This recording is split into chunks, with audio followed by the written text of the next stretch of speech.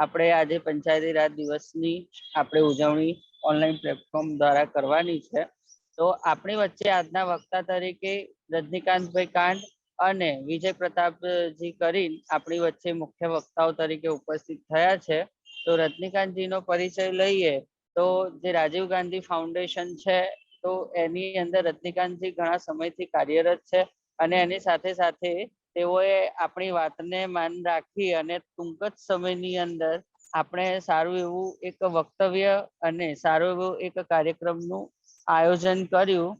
અને એની સાથે સાથે રજનીકાંતજી એક પંચાયતી રાજ માટે ઘણા સમયથી ઘણી બધી એક્ટિવિટી છે, ઘણા બધી પ્રવૃત્તિઓ છે, તો એવું બધું ઘણા સમયથી કરે છે। અને આજના કાર્યક્રમનું પણ સફળ આયોજન આપણે રજનીકાંતજીના દ્વારા જ કરવામાં આવ્યું હતું। તો એ માટે આપણે રજનીકાંતજીનો અહીંયા ખૂબ ખૂબ આભાર વ્યક્ત કરીએ છીએ કે તેઓ અહીંયા આપણી વચ્ચે ઉપસ્થિત થયા છે। એની સાથે સાથે વિજય પ્રતાપજી તો તેઓ આપણી વચ્ચે આજે ઉપસ્થિત થયા છે। તો આપણે સૌ પહેલા રજનીકાંતભાઈને વિનંતી કરીએ અને એની સાથે સાથે આપણી વચ્ચે ગાંધીનગર જિલ્લાના યુવા અધિકારી પંકજભાઈ મરેચા બી આપણી વચ્ચે ઉપસ્થિત છે, જેઓ ગાંધીનગર અને મહેસાણાની અંદર યુવા પ્રવૃત્તિઓને માર્ગદર્શન આપે છે અને પોતાના હસ્તક જે કઈ બી પ્રવૃત્તિઓ હોય તો યુવાઓ સાથે પ્રવૃત્તિઓ કરે છે। તો એની સાથે સાથે હવે આપણે રજનીકાંતભાઈજીને નમ્ર વિનંતી કરીએ કે તેઓ આપણને આજના દિવસ ઉપર પોતાનું સુચારું ઉદ્બોધન આપે અને આપણને સૌને લાભ આપે। થેન્ક યુ હાર્દિકભાઈ। આ ઝૂમ મીટિંગના માધ્યમથી આ બધા વિદ્યાર્થીઓ સાથે અને જે લોકો પંચાયતી રાજ વિશે સમજ કેળવવા માંગે છે એની સાથે જોડવા બદલ આપનો અને સચિનભાઈનો પણ ખૂબ આભાર અને રાજીવ ગાંધી ફાઉન્ડેશન અને રાઇઝન એક્ટનો પણ ખૂબ આભાર કે આપણને માધ્યમ પૂરું પાડ્યું છે। આપે જે વિષય મને વાત કરવા માટે કહ્યો હતો એ છે કે સાંપ્રત સમયમાં પંચાયતી રાજનું મહત્વ શું છે। તો પહેલા તો શરૂઆત ત્યાંથી કરીએ કે આજનો દિવસ જે છે એ પંચાયતી રાજ દિવસ તરીકે ઉજવાય છે। તો ઘણાને એવો સવાલ થતો હશે કે પંચાયતી રાજ દિવસ એ શા માટે ઉજવાયો, ક્યારથી ઉજવાયો, તેની જનરલ માહિતી આપી દઉં। 24મી એપ્રિલ 1993ના દિવસે ભારત દેશના સંવિધાન સભામાં એટલે 73rd અમેન્ડમેન્ટ પાસ થયું અને ત્યારથી પંચાયતી રાજ આપણા દેશમાં લાગુ પડ્યું।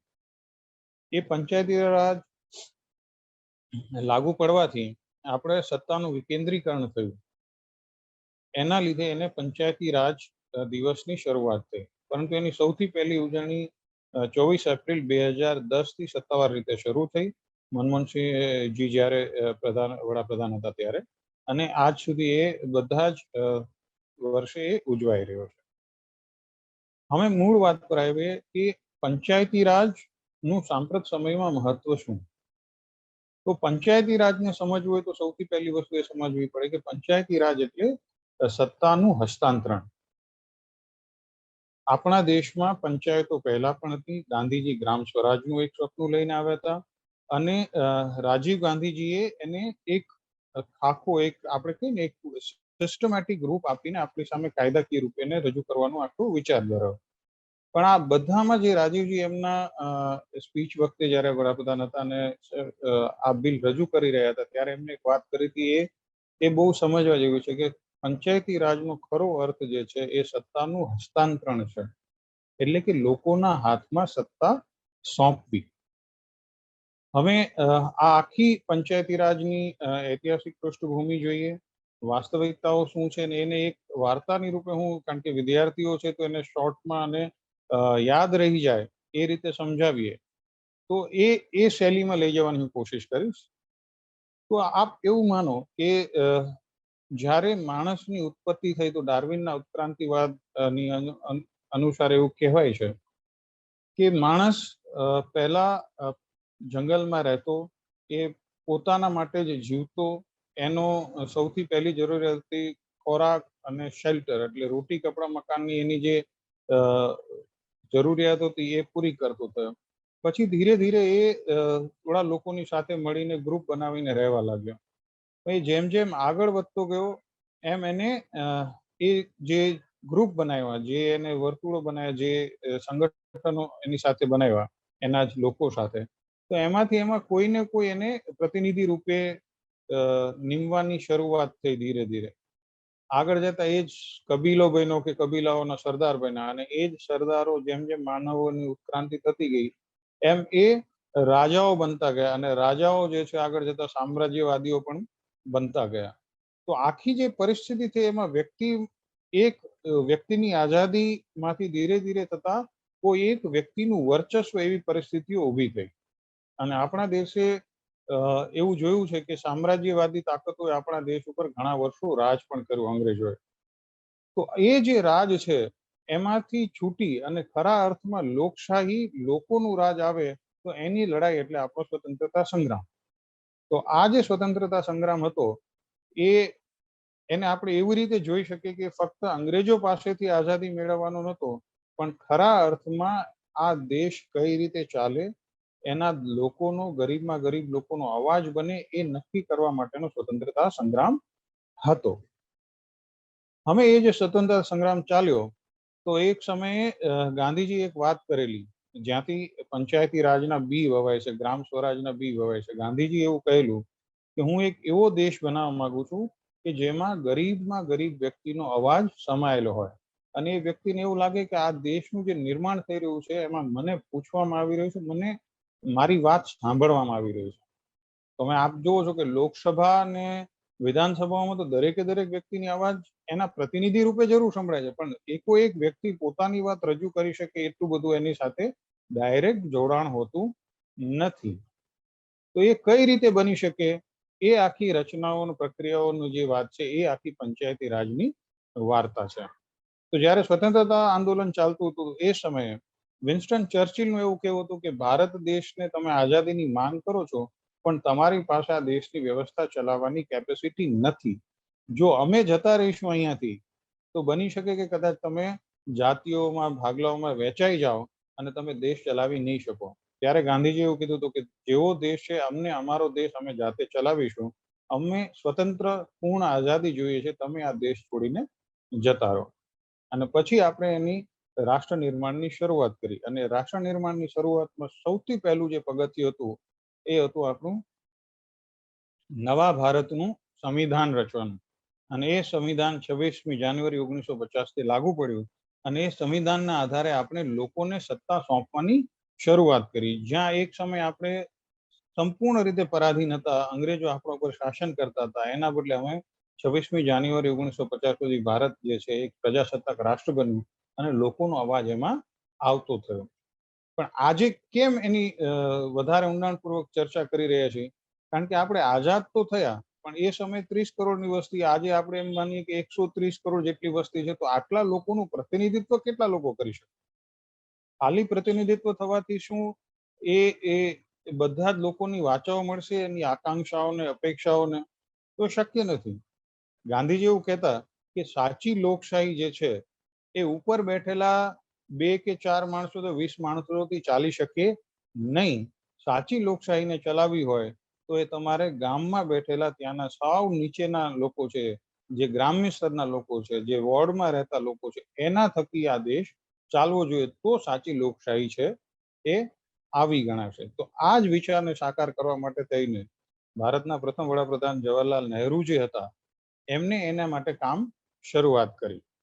તો 2 ઓક્ટોબર 1959માં એમને રાજસ્થાનના નાગૌર ખાતે પંચાયતી રાજનો પાયો નાખ્યો, અને એ સમય પણ એમને પંચાયતી રાજ શા માટે આવવું જોઈએ એની વિગતે ચર્ચાઓ કરી, જે એમનો લેખ આપ વાંચશો તો તમે એના વિશે જાણી શકશો. પરંતુ 2 ઓક્ટોબર 1959થી પંચાયતી રાજનો પાયો નાખ્યો, પણ સતત એમાં રોજબરોજ કંઈક ને કંઈક સુધારાઓ થતા રહેતા હતા. એટલે કે એવું નથી કે એક જ દિવસે આખી સિસ્ટમ બદલાઈ ગઈ ને એક જ દિવસમાં બધી સિસ્ટમ પરફેક્ટ થઈ ગઈ. નહીં, એને સદંતર એમાં જે રાજ્યો, કોઈ ગુજરાત જેવા રાજ્યો કરતા જેને 1961માં લાગુ પડી દીધું, કોઈ રાજ્યો ધીરે ધીરે આગળ વધી રહ્યા હતા, તો એ જે રાજ્યો પોતાના પંચાયતોમાં સારું કામ કરી રહ્યા હતા, સારા કાયદાઓ બનાવી રહ્યા હતા, એમાંથી શીખ લઈને પછી બીજા રાજ્યોમાં પણ એ કામ થતું, અને નવી નવી સમિતિઓ થકી નવા નવા કામો થતા. એવી અમુક સમિતિઓ હતી જે હું તમને કહું છું. બળવંતરાય મહેતા સમિતિ 1957માં બની, જેના સૂચનોને આધારે આપણે 1959માં પંચાયતી રાજ લાગુ પડ્યું. પછી અશોક મહેતા સમિતિ 1977માં બની. જીવી રાય સમિતિ બની 1985માં. લક્ષ્મીમલ સિંધવી સમિતિ બની 1986માં. અને 1987માં રાજીવ ગાંધી પહેલીવાર 63rd એટલે કે 63મો અને 64મો સંવિધાન સંશોધન સુધારાને લઈને લોકસભામાં અને રાજ્યસભામાં એ રજૂ કર્યું. એ સમય પાસ ન થઈ શક્યું, પણ આગળ જતા 73માં અને 74માં સુધારા સ્વરૂપે 1993માં પાસ થયું. હવે આ કાયદાની વાત થઈ કે 1993માં એ પાસ થયું, 24 એપ્રિલમાં એ લાગુ પડ્યું. એટલે કે 24 એપ્રિલ 1993માં પંચાયતી રાજનું સંવૈધાનિક સંશોધન લાગુ થયું. એ દિવસને આજે આપણે પંચાયતી રાજ દિવસ તરીકે ઉજવીએ છીએ.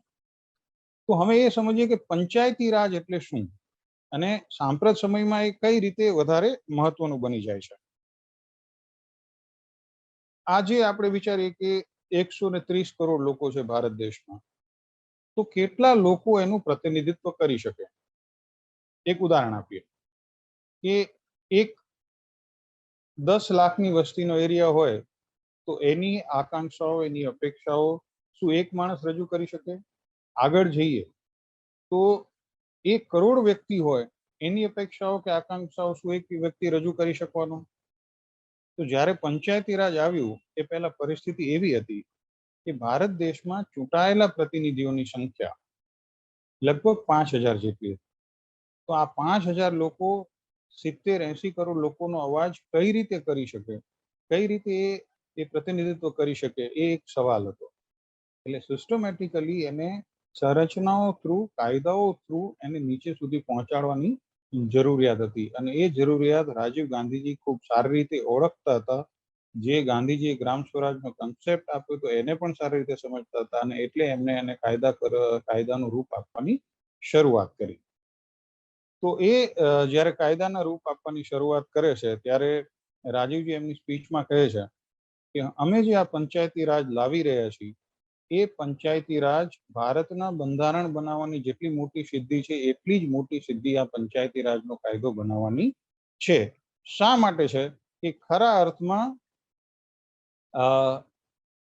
સચિનજીનો મેસેજ છે પીડીએફ સચિનજી રિવ્યુ નથી કરવાનો, એટલે ચિંતા ના કરશો. ખરા અર્થમાં લોકો સુધી સત્તા કઈ રીતે પહોંચે, લોકો સુધી એ સત્તા કઈ રીતે પહોંચે કે એ એમની ગ્રામ સભામાં બેસીને પોતાની વાત રજૂ કરી શકે કે મારા ગામમાં આ કામ થવું જોઈએ, અને એ કામ થવાની શરૂઆત થાય તો સાચી સત્તા લોકો સુધી પહોંચી ગણાય. તો આના માટે થઈને રાજીવજીએ કામ કરવાની શરૂઆત કરી હતી. તો એમને જે માળખું બનાવ્યું, જે પંચાયતી રાજ બનાવ્યું, એ 3 સ્તરનું માળખું બનાવ્યું. એ 3 સ્તરનું માળખું એ આ પ્રકારનું છે. એક ગ્રામ પંચાયત, બીજું તાલુકા પંચાયત, અને પછી જિલ્લા પંચાયત. નગરપાલિકામાં આપણે ગુજરાતમાં જે રીતે જોઈએ છીએ તો તમને નગરપાલિકાઓ પણ અલગ અલગ જોવા મળશે. બહારના રાજ્યો છે તો ત્યાં આ રીતે હોય છે: નગર પંચાયત, નગર પાલિકા અને નગર નિગમ. આપણે ગુજરાતમાં 2 જ સ્તરના માળખું સીધી રીતે દેખાય છે, પણ એમાં એકચ્યુઅલી 5 છે.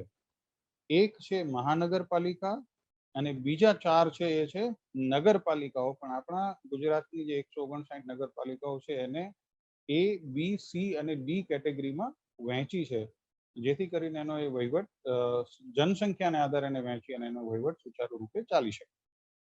તો જો પંચાયતી રાજ આવ્યું, પહેલા પ્રતિનિધિઓની સંખ્યા બહુ ઓછી હતી, પરંતુ પંચાયતી રાજ આવવાથી પ્રતિનિધિઓની સંખ્યા વધી. તો આ એક કામ થયું. બીજું કામ શું થયું પંચાયતી રાજ આવવાથી? તો બીજું કામ એ થયું કે પંચાયતી રાજની પહેલા જે અંગ્રેજોનું માળખું હતું, એ શું માળખું હતું? 2 જ પ્રકારના લોકો અંગ્રેજો મૂકતા. એક તો કલેક્ટર, કે જે લોકો પાસેથી ફંડ ઉઘરાવે અને ઇંગ્લેન્ડના રાણીની તિજોરી સુધી પહોંચાડે. અને બીજો હોય પોલીસ ઇન્સ્પેક્ટર, કે કોઈ અવાજ ઉઠાવે તો એને દબાવવાનું કામ કરે. પણ ભારતના જે સંસાધનો છે, ભારતનું જે રિસોર્સ છે, એનો ઉપયોગ ભારતના લોકો માટે થતો નહીં.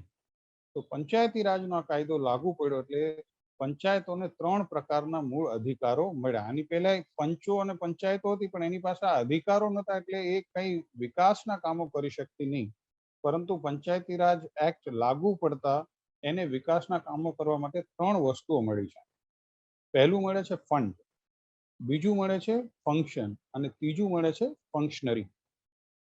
એટલે કે ફંડ, જે કાંઈ પણ કામ એને કરવું હોય તો એના માટે સરકાર તરફથી નાણાં મળે છે. બીજું મળે છે ફંક્શન. ફંક્શન એટલે કે જે તે પંચાયતો છે એને પોતપોતાના સ્તરે અમુક કામો કરવા માટેની એક છૂટ મળે છે, જેને સંવિધાનની 11મી સૂચિ અને 12મી સૂચિ કહેવાય છે. 11મી સૂચિમાં સંવૈધાનિક 29 કામો એવા છે કે જે તાલુકા પંચાયત, જિલ્લા પંચાયત કે ગ્રામ પંચાયતોને કેન્દ્રીય કાયદાએ કીધું કે આ 29 માંથી તમારા રાજ્યના અનુરૂપ જે કંઈ પણ કાયદાઓ લાગે એ કાયદાઓ તમે બનાવો અને એટલા અધિકારો પંચાયતોને આપો.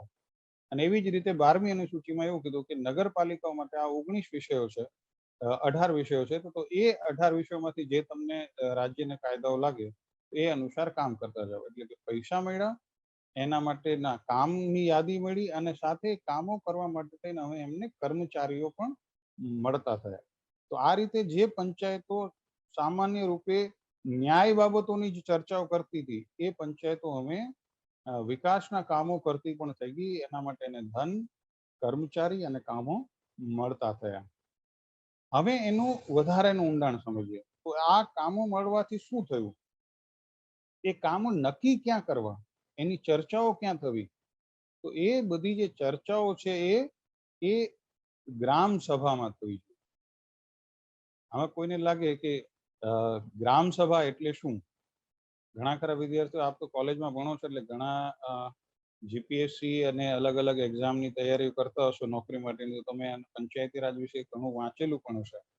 પણ ગ્રામ સભામાં કેટલા એકચ્યુઅલ આ મીટિંગમાં છે, ગામડાઓમાંથી આવતો કેટલા બેઠેલા છે પોતે ગ્રામ સભામાં, એ વિચારો. કારણ કે ગ્રામ સભા એટલે 18 વર્ષથી ઉપરનો, એટલે કે કોઈ પણ એક વ્યક્તિ જે વોટર હોય એ ગામનો, એ ગ્રામ સભાનો સભ્ય બની જાય છે. અને એ સભ્યને જ્યારે કાયદા મુજબ એવું કહેલું છે કે 1 વર્ષમાં 4 ગ્રામ સભાઓ થવી જોઈએ અને એ ગ્રામ સભામાં એ ગામનો દરેક વોટર છે એનો સભ્ય છે. એટલે કે એક મીટિંગ થાય અને એ મીટિંગમાં તમે પોતાની વાત રજૂ કરી શકો. જ્યારે ગ્રામ સભાનો એટલે કે ગામનો કોઈ પણ એક વ્યક્તિ એ ગ્રામ સભામાં જઈને પોતાની વાત રજૂ કરે તો ત્યારે એને ખરા અર્થમાં ફીલ થાય કે આ દેશના નિર્માણમાં મારો કંઈક અવાજ રહેલો છે. અને એ ત્યારે ગાંધીજીનું જે સપનું હતું કે હું એક એવું દેશ બનાવું કે જેમાં નાનામાં નાના માણસનો અવાજ રહેલો હોય, એ સપનું ત્યાં પૂરું થાય. તો આ રીતે ગ્રામ સભા એ ખરી અર્થમાં લોકશાહીની આત્મા બને છે. હવે આ પંચાયતી રાજ આવવાથી બીજા પણ ઘણા બધા સામાજિક સુધારાઓ થયા. આપણે એમ લાગે કઈ રીતે? તો પહેલા જે પંચાયતો હતી એમાં ચૂંટણીઓ થતી નહીં, અથવા તો એક ચૂંટણી થઈ હોય અને પછી બીજી ચૂંટણી 10 વર્ષે થાય, 20 વર્ષે થાય, એવું પણ બનતું. આ પંચાયતી રાજ આવવાથી ઘણા બધા સંવૈધાનિક સુધારાઓ થયા પંચાયતોમાં, એ આ મુજબ છે. પહેલું, દર 5 વર્ષે ચૂંટણી થવી જ જોઈએ. એટલે કે કોઈ પણ વ્યક્તિ 1 વાર 2 વાર ચૂંટાઈ શકે છે, પરંતુ એને દર 5 વર્ષે લોકો પાસે જઈને મેન્ડેટ માંગવું પડે કે હા, હું ચૂંટણી લડી રહ્યો છું, તમે ફરીથી મને મત આપો તો એ ચૂંટાશે. પણ દર 5 વર્ષે ચૂંટણી થવી ફરજિયાત થઈ ગઈ. બીજું, આમાં મહિલાઓ માટે પહેલીવાર ભારત દેશમાં આરક્ષણ આવ્યું કે સમાજમાં બહેનો રાજકારણમાં આવતી નહોતી. એમના માટે રાજકારણમાં આપણે ઘણા વર્ષો થયા, એમ કહો ને કે 1947 થી લઈને 1950માં આપણે પ્રજાસત્તાક દેશ બન્યા, ત્યાંથી લઈને 1993 સુધી મહિલાઓનું રાજનૈતિક ભાગીદારી બહુ ઓછી હતી. તો જો આપણી બહેનો દેશના નિર્માણમાં યોગદાન જ ન આપી શકે, એમના માટે આપણે જગ્યા જ ન ક્રિએટ કરીએ, તો આપણે કઈ રીતે એક સફળ અને મહાન દેશ બની શકીએ? એ જરૂરિયાતને અનુસરીને એવું નક્કી થયું કે ભારત દેશમાં આપણે બહેનોને આગળ લાવવી હોય તો આ રાજકીય પદો પર પણ એમના માટે રિઝર્વેશન આવવું જોઈએ. અને પહેલીવાર બહેનો માટે 33% રિઝર્વેશનની શરૂઆત થઈ. જ્યારે આ રિઝર્વેશનની વાત રાજીવ ગાંધી કરી રહ્યા હતા ત્યારે એમને 1-2 વાત બહુ સારી જોડી હતી કે અમે બહેનોનું રિઝર્વેશન ખાલી ખાના પૂર્તિ કરવા માટે નથી કરી રહ્યા. એમનું કહેવાનું તો સ્પષ્ટ હતું કે બહેનો આવવાથી જે પંચાયતો છે એમાં 2-3 વસ્તુ વધશે. શું વધશે? એક તો પંચાયતો વધારે સક્ષમ બનશે. બીજું, એમાં મોરલ્સ આવશે. એટલે કે એ નૈતિકતાનો પાયો મજબૂત કરશે. તો જો બહેનો આવશે તો ભારત દેશની જે પંચાયતો છે એમાં અને એના થકી આખા દેશમાં નૈતિકતાનો પાયો વધશે, એની એફિશિયન્સી વધશે. એટલા માટે અમે બહેનો માટે રિઝર્વેશન લાવીએ છીએ. એવી જ રીતે ઘણા સમાજના એવા વર્ગો હતા દબાયેલા કચડાયેલા કે જેને રાજકીય રિપ્રેઝન્ટેશન બહુ મળતું નહીં, પણ એના પ્રશ્નો હોય તો રજૂ ક્યાં કરી શકે. એથી એના માટે થઈને પછી એસસી એસટી અને ઓબીસી માટે પણ ભવિષ્યમાં આ રિઝર્વેશન લાવવામાં આવ્યું છે. સાથે સાથે જે સિસ્ટમ બની, જિલ્લા પ્લાનિંગ કમિટીઓ બની, એટલે કે ડિસ્ટ્રિક્ટ પ્લાનિંગ કમિટી ડીપીસી, એ ડીપીસી બનવાથી શું થયું કે દરેક જિલ્લાના વિકાસની જે યોજના છે એ યોજના બનાવવાનું કામ એ જ જિલ્લા સ્તરે બધા ચૂંટાયેલા પ્રતિનિધિઓ થકી ચર્ચાને આધારે નક્કી થયું. એટલે કે જે પહેલા એવું હતું કે ફક્ત પૈસા અંગ્રેજોના સમયમાં કલેક્ટ કરવામાં આવતા અને મોકલી દેવામાં આવતા, એના બદલે અમે યોજનાઓ બનવામાં માંડી અને એના પંચાયતોને એનું ફંડ મળવા માંડ્યું. બીજો એક વધારેનો સુધારો એ આવ્યો કે પંચાયતોને સીધું ફંડ મળી રહે એના માટે થઈને આયોજન પંચની જેમ નાણાં પંચની પણ રચના કરવામાં આવી. આ જે ફાઇનાન્સ કમિશન છે એ પંચાયતોને સીધા એના કામો માટે પૈસા આપતા થયા અને એની શરૂઆત થઈ. તો આ રીતે ધીરે ધીરે પંચાયતો જે છે એ મજબૂત થતી ગઈ અને એના થકી આપણી લોકશાહી પણ મજબૂત થતી ગઈ. આને હું મારા અનુભવો અને એના આધારે એવું વર્ણવું છું કે વિશ્વની સૌથી મોટી કોઈ અહિંસક ક્રાંતિ હોય તો એ પંચાયતી રાજ છે. એવું શા માટે કહી શકાય કે આવડી મોટી અહિંસક ક્રાંતિ? એટલા માટે કે પંચાયતી રાજનો કાયદો આવતા પહેલા દેશમાં ચૂંટાયેલા પ્રતિનિધિઓની સંખ્યા જે લગભગ 5000 હતી, એ આ કાયદા આવવાથી આ ચૂંટાયેલા પ્રતિનિધિઓની સંખ્યા લગભગ 50 થી 60 લાખ સુધી પહોંચવામાં આવી છે. તો હવે વિચારો કે 50 થી 60 લાખ લોકો તો કદાચ 130 કરોડ લોકોનું પ્રતિનિધિત્વ કરી શકે, નહીં કે ખાલી 5000. અને આવડું મોટું પરિવર્તન લાવવું કે જેમાં બહેનોને પણ રિઝર્વેશન આપવું, સમાજના દબાયેલા કચડાયેલા વર્ગને પણ આગળ લઈ આવવા, એને તકો આપવી અને એના માટે એમને સત્તા સોંપી દેવી. આ ખાલી સત્તાનું વિકેન્દ્રીકરણ નથી, પણ હકીકતમાં સત્તા સોંપી દેવી કે ભાઈ આટલા આટલા વિષયો છે, એના ઉપર તમે કામ કરો અને તમે ગ્રામસભા ભેગા થઈને જે નિર્ણયો કરો એ નિર્ણયો માન્ય. આ જે પાવર આપવાની, સત્તા આપવાની જે પહેલ છે રાજીવજીની, એ આજના દિવસે સાકાર થયેલી 24 એપ્રિલના દિવસે, એના માટે થઈને આપણે આ પંચાયતી રાજ દિવસ ઉજવીએ છીએ. હવે આજના સમયમાં શા માટે એની જરૂરિયાત વધતી જાય છે સાંપ્રત સમયમાં? એટલા માટે કે અત્યારનો એક સમય આખા વિશ્વમાં એવો ચાલી રહ્યો છે કે બધા સત્તાઓને કેન્દ્રિત કરતા થઈ રહ્યા છે. જે કાંઈ પણ વ્યક્તિઓ સત્તા સ્થાને છે એ એવી રચનાઓ ગોઠવી રહ્યા છે કે બધી જ વસ્તુ અમારા મુજબ ચાલે. હવે એનેથી થાય એવું કે આવડો મોટો દેશ હોય અને કોઈ એક બે વ્યક્તિના લીધે જો દેશ ચાલવા માંડે તો બધા જ લોકોની આશા, અપેક્ષાઓ, આકાંક્ષાઓને વાચા મળે નહીં.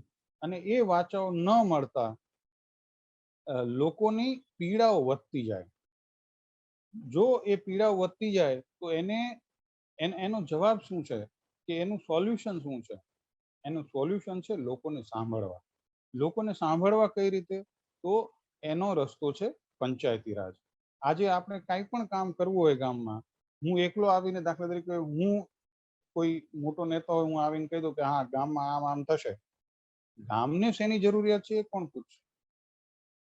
ગામને શાળા જોઈએ છે, ગામને હોસ્પિટલ જોઈએ છે, કે ગામના લોકોને રોડની જરૂર છે, કે ગામમાં કોઈ કૃષિને લગતા કામો કરવા છે? એ દિલ્હી કે ગાંધીનગરમાં બેઠેલા વ્યક્તિને સીધી નહીં ખબર હોય, એ ગામના લોકોને ખબર હશે. ગામની કોઈ સમસ્યા હશે તો એનું સોલ્યુશન પણ દિલ્હી કે અમદાવાદ કે ગાંધીનગરમાં બેઠેલા મોટા અધિકારીઓ કે નેતાઓ પાસે નહીં હોય. એનું સોલ્યુશન હકીકતમાં પંચાયતમાં બેઠેલા ત્યાંના લોકો પાસે હશે. તો એટલા માટે જરૂર છે કે આપણે ખરા અર્થમાં લોકશાહી મજબૂત કરવી હોય તો પંચાયતી રાજ એની મોટામાં મોટી જરૂરિયાત છે.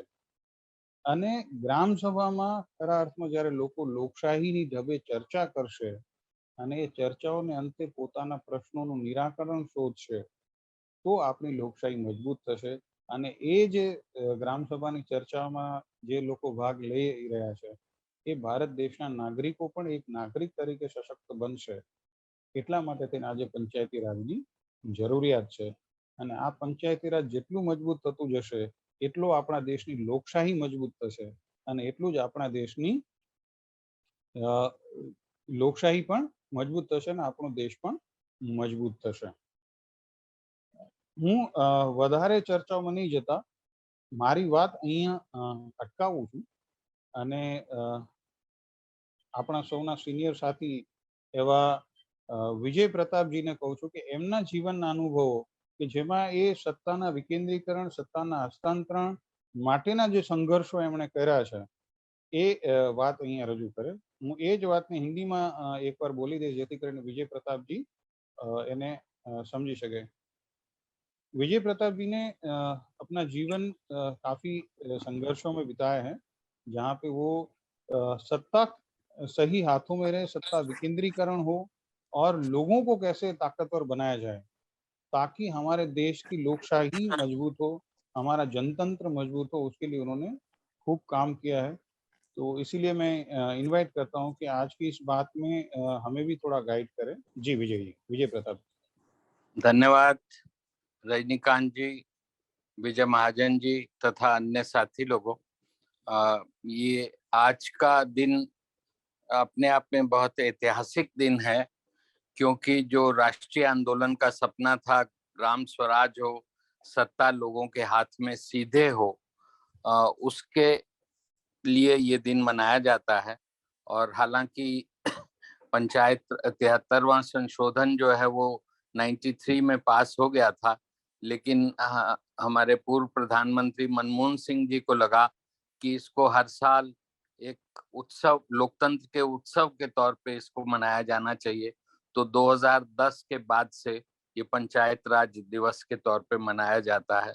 तो इससे जाहिर है कि ये अपने आप में बड़ी ऐतिहासिक परिघटना है और इसको लोकतंत्र के इतिहास में वैसे ही देखना चाहिए। इसमें जो पहली बात में आपने बहुत विस्तार से कानून के बारे में, उसके सब चीजों के बारे में रखा, मैं एक दो पूरक बातें कहना चाहूंगा। और पहली बात जो मैं कहना चाहता हूँ कि ये जो 93 में हो पाया, ये ऐसे ही नहीं हो गया। तमाम जो औपनिवेशिक सत्ताओं के खिलाफ लोगों ने लड़ाइयां लड़ी अफ्रीका में, लैटिन अमेरिका में, उनमें लड़ाइयों का जो औजार था, जो पार्टियां थी, वो लोकतांत्रिक नहीं थी। जिस तरह से गांधी जी ने एक अंग्रेजी बोलने वाले लोगों की पार्टी जो सिर्फ पेटिशन किया करती थी, उसको 1920 में जब उनके हाथ में कमान आई तो उन्होंने पार्टी का संगठन भी ऐसा बनाया जिसमें लोगों की भागीदारी बढ़ती गई।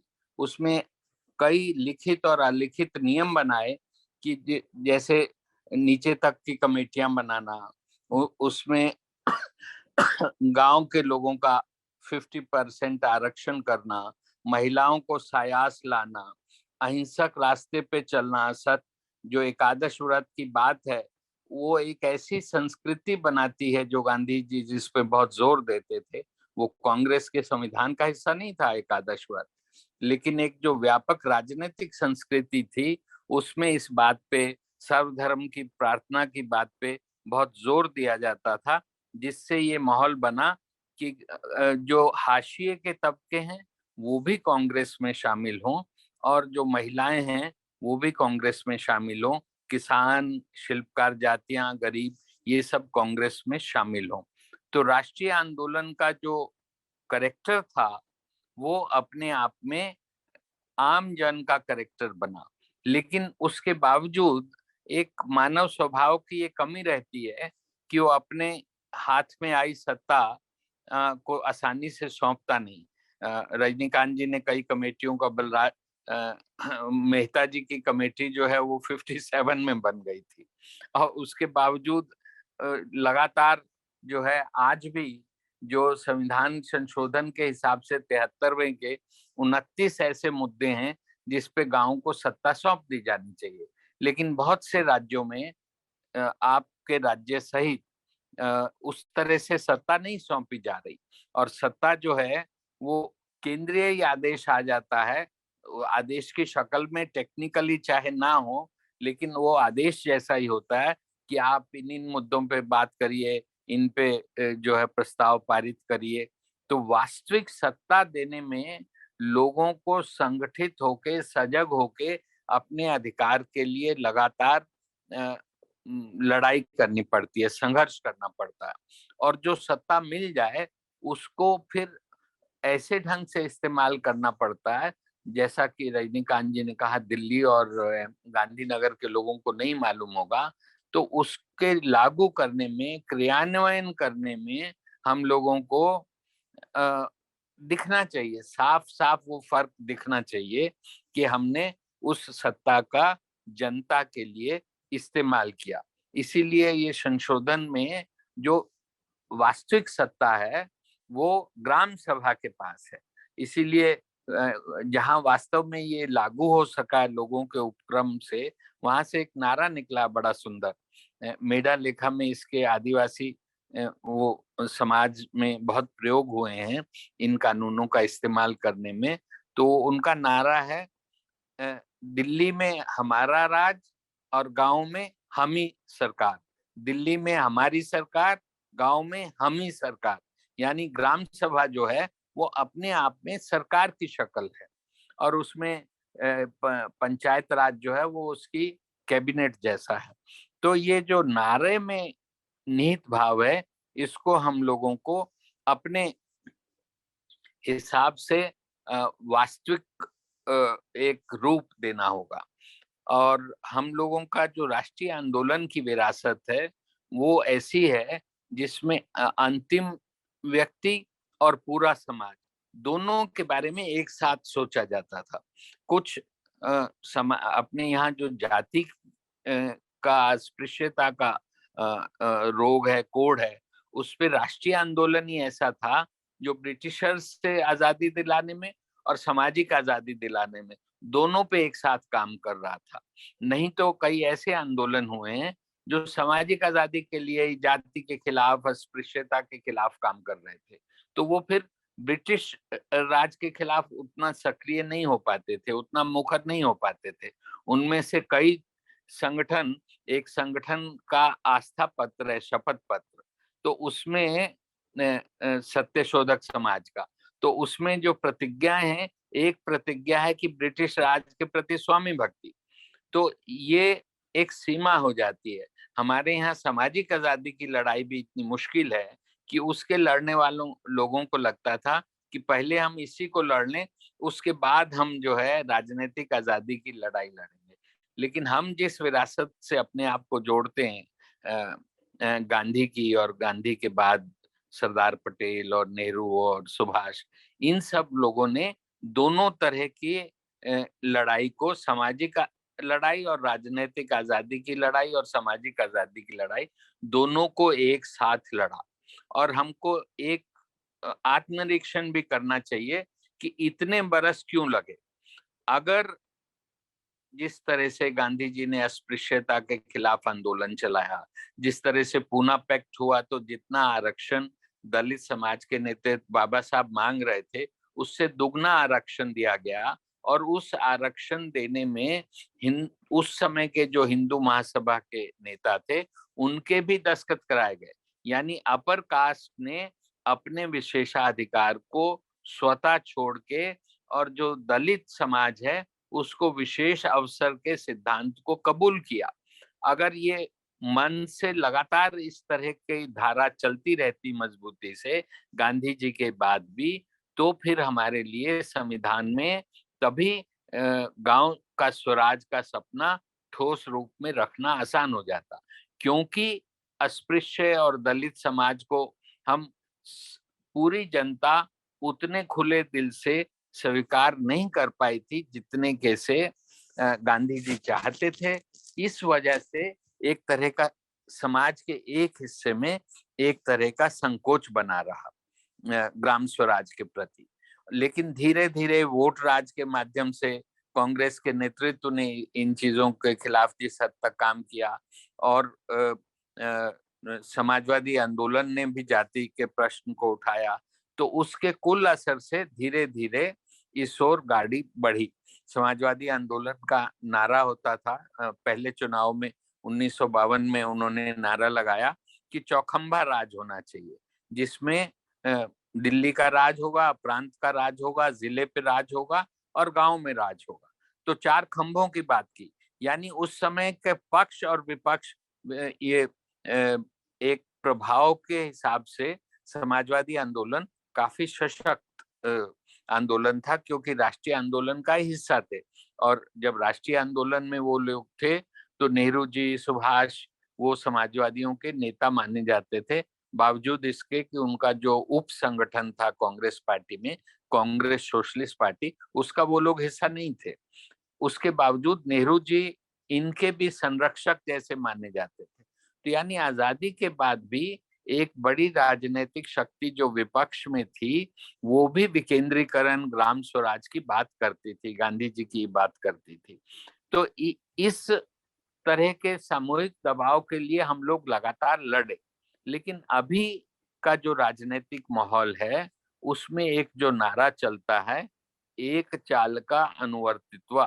हम ग्राम की पूरी सभा को सरकार कह रहे हैं, लेकिन दूसरी तरफ है कि एक ही नेता होगा, एक देश का एक झंडा, एक नारा, एक भाषा। ये जो रुझान है सबको एक जैसा कर देने की, इससे देश में टूटन पैदा होती है, दिलों की टूटन पैदा होती है। तो ग्राम स्वराज एक ऐसा रास्ता है जिसमें हर व्यक्ति को, औरत हो या आदमी हो, उसको सत्ता में भागीदारी का मौका मिलता है। और जो हमारी परंपरा है अंत्योदय और सर्वोदय को साथ साथ लेके चलने की, किसी एक से नहीं चलेगा। सर्वोदय की बात करेंगे तो हाशिए के लोग छूट जाएंगे, सिर्फ अंत्योदय की बात करेंगे तो वो समझ नहीं बन पाएगी कि सबकी तरक्की कैसे हो। इसलिए दोनों लक्ष्यों को साथ लेके चलने का औजार है ग्राम सभा को ताकत हो, वास्तविक ताकत हो जो दी गई है, ना कि वो गांधीनगर के सर्कुलर्स के आधार पे, वो जो औपचारिक की 15 अगस्त को मीटिंग करनी है, 26 जनवरी को करनी है, हर राज्य में इस तरह की कुछ कुछ परंपराएं बना दी गई हैं, तो उससे हटके ये होना चाहिए था। ये तो पहली बात है राजनीतिक संदर्भ के बारे में। दूसरा मेरा ये कहना है कि पूरी दुनिया में पर्यावरणीय संकट कई तरह से अभिव्यक्त हो रहा है। जैसे अपना जो मरुस्थल का इलाका है उसका विस्तार हो रहा है, अपने जो वाटर बॉडीज हैं उनका पानी सूख रहा है। वाटर बॉडीज, जौहर तालाब वगैरह के बारे में दृष्टि हमारी ऐसी हो गई थी कि इनका कोई उपयोग ही नहीं है, अब तो नल से ही जल होगा, तो उसका हमने ध्यान रखना छोड़ दिया है। तो उससे अंडरग्राउंड बारिश आती भी है जहाँ, तो अंडरग्राउंड रिचार्जिंग नहीं होता है, तो पानी का संकट, डार्क जोन देश में बहुत बनना। तो इस तरह के जो तमाम संकट हैं, उन संकटों का भी सही निवारण स्थानीय जो ज्ञान पद्धतियां हैं, पानी के बारे में, जंगल के बारे में, खेती के तरीकों के बारे में, उन सब का इस्तेमाल, पंचायत राज अगर सशक्त होगा तो वो अच्छे से स्थानीय गांव, स्थानीय ज्ञान और स्थानीय कौशल का इस्तेमाल कर सकता है। ये दूसरी बात है। तीसरी ये है कि अपनी राजनीति में नारेबाजी, फतवेबाजी और पैसे का बहुत प्रयोग हो रहा है, जिसमें खोखले नारे ऐसे दे दिए जाते हैं जो आम लोगों के पास बहुत से नारों को जांचने का मौका नहीं रहता। तो अगर ग्राम राज होगा, पंचायती राज संगठित और सशक्त होगा, तो राज्य के जो चलाने वाले हमारे प्रतिनिधि होंगे गांव में, हम ही सरकार वाले, उनकी अकाउंटेबिलिटी, उनके कामों पे नजर रखना आसान होगा अगर सजगता से पूरा ग्रामीण समाज, ग्राम सभा पूरी उसमें शिरकत करेगी। और गांवों में ये होगा तो शहरों में भी इसके देखी देखी बेहतर गवर्नेंस होगा, नेताओं की अकाउंटेबिलिटी बढ़ेगी, और उसी से पावर टू द पीपल का जो सपना है वो, और लोकतंत्र के मजबूत होने का, वो होगा। और उसके लिए ये आसान है कि हम अपने अपने अंचलों में स्वराज के लिए काम करें, ताकि लोकतंत्र न केवल बचा रह जाए बल्कि आम लोगों के जीवन में उससे फर्क पड़े और आम लोगों की सांस्कृतिक सत्ता में, राजनीतिक सत्ता में, सामाजिक सत्ता में सीधी भागीदारी हो पाए, वो खुद उस सत्ता का संचालन कर पाए, उसके लिए पंचायती राज एक बहुत बड़ा औजार होगा, ऐसा मुझे लगता है। धन्यवाद। आपका बहुत बहुत धन्यवाद विजय जी। सचिन, हार्दिक भाई અને વિજય પ્રતાપજી, આપ સૌનો ખૂબ ખૂબ આભાર. ખાસ કરીને વિજય પ્રતાપજી કે જેમને એમના જીવનનો નિચોડ જે આઝાદીના આંદોલનોથી લઈને વર્તમાન સુધી સત્તાનું વિકેન્દ્રીકરણ કરવાની અને લોકોના હાથમાં સત્તા સોંપવાની જે લડાઈઓ ચાલી છે એને બહુ સંક્ષિપ્તમાં વર્ણવ્યું. એમનો કહેવાનો જે અર્થ રહ્યો છે એ કોઈ પાર્ટી રાજકારણની વાત નથી, પણ કઈ રીતે એ દરેક પાર્ટીઓએ આ દેશમાં લોકોના હાથમાં સત્તા સોંપવાની મહેનત કરી છે એની વાત છે. અને કઈ રીતે આ દેશમાં લોકોને મજબૂત કરી, પંચાયતી રાજને મજબૂત કરી, લોકશાહીને મજબૂત કરી શકાય એની વાત રજૂ કરી છે. એ બદલ હું વિજય પ્રતાપજીનો ખૂબ ખૂબ આભાર વ્યક્ત કરું છું. એ ઉપરાંત અહીંયા સારી એવી સંખ્યામાં હાજર રહેલા દરેક સાથી આપણા વિદ્યાર્થી મિત્રો છે. વિદ્યાર્થી અને મિત્રો બંને એટલા માટે કહું છું કે તમે આજીવન કાંઈક ને કાંઈક શીખતા રહેશો, એવા વિદ્યાર્થીઓ અને મારા મિત્રો, એમનો બધાનો ખૂબ ખૂબ આભાર. અને આપણને બેકગ્રાઉન્ડમાં ખૂબ સપોર્ટ પૂરો પાડનાર અરુણ જીનો પણ આરજીએફ તરફથી આભાર વ્યક્ત કરું છું. Thank you. જય હિન્દ, જય જગત.